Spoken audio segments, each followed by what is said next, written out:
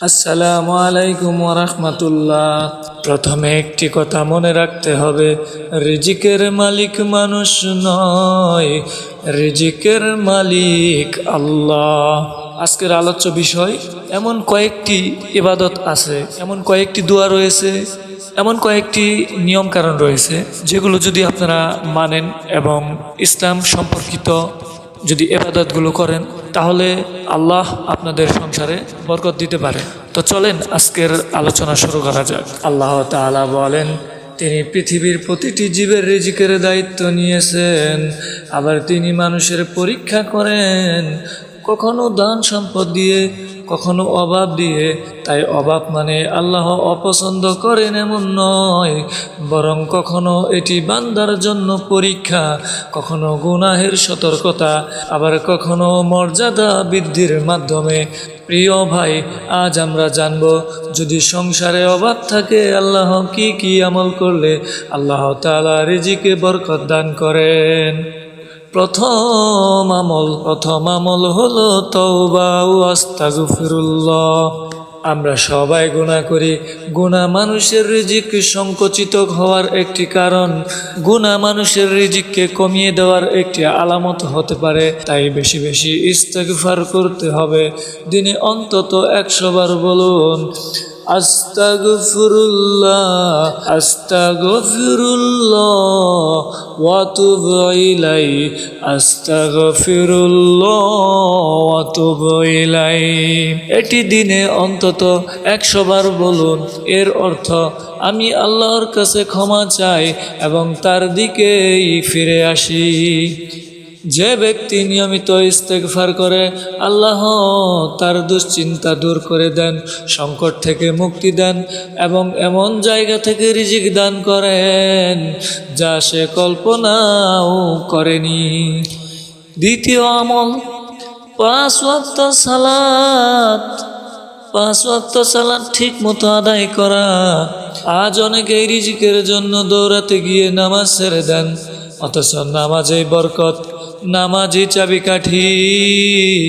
যে ব্যক্তি আল্লাহর হক আদায় করে, আল্লাহ তার দুনিয়ার প্রয়োজন পূরণ করে দেন।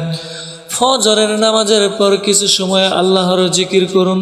দিনের শুরু হোক আল্লাহর স্মরণ দিয়ে। এই নিয়ামতগুলো এবং আল্লাহর এই স্মরণগুলো আল্লাহ খুশি করেন, আল্লাহকে খুশি করে দেন। যে ব্যক্তি, আল্লাহ হয়তো তার প্রতি রাজি খুশি হয়ে যায়। 3 নম্বর আমল, তাকওয়া অবলম্বন করা। যে ব্যক্তি আল্লাহকে ভয় করে, হারাম থেকে বেঁচে থাকে এবং হালাল উপার্জন করে, আল্লাহ তার জন্য এমন পথ খুলে দেন যা সে ভাবতেও পারে না। অনেক সময় আমাদের উপার্জনে হারাম মিশে যায়।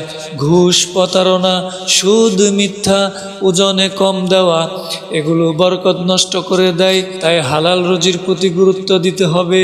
চতুর্থ আমল, আত্মীয়তার সম্পর্ক বজায় রাখা। অবশ্যই আপনাকে আত্মীয়তার সম্পর্ক বজায় রাখতে হবে।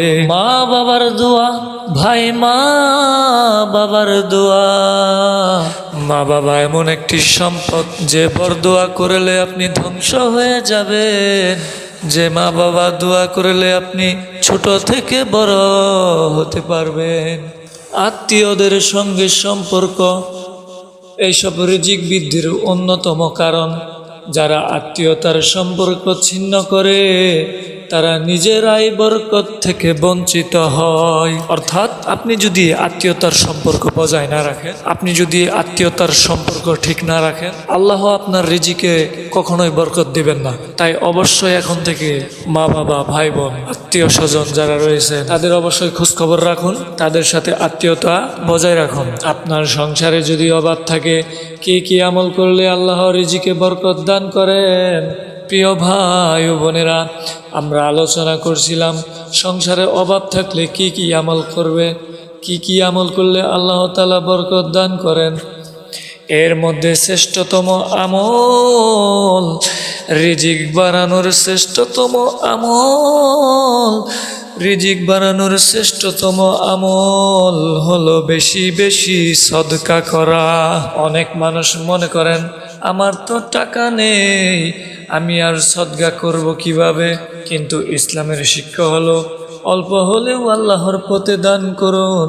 রাসূল সাল্লাল্লাহু আলাইহি ওয়াসাল্লাম শিক্ষা দিয়েছেন, সদকা সম্পদ কমায় না, বরং আল্লাহ তাতে বরকত দান করেন।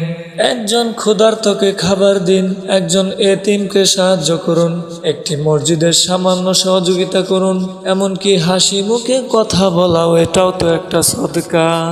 এরপরে যে আমলটি করবেন সেই আমলটি হলো তাহাজ্জুদের নামাজ।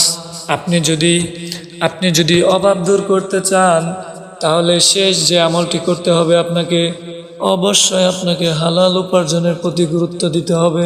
আজ অনেকেই বলেন টাকা তো আসছে, কিন্তু প্রশ্ন হলো সেটা কি হালাল?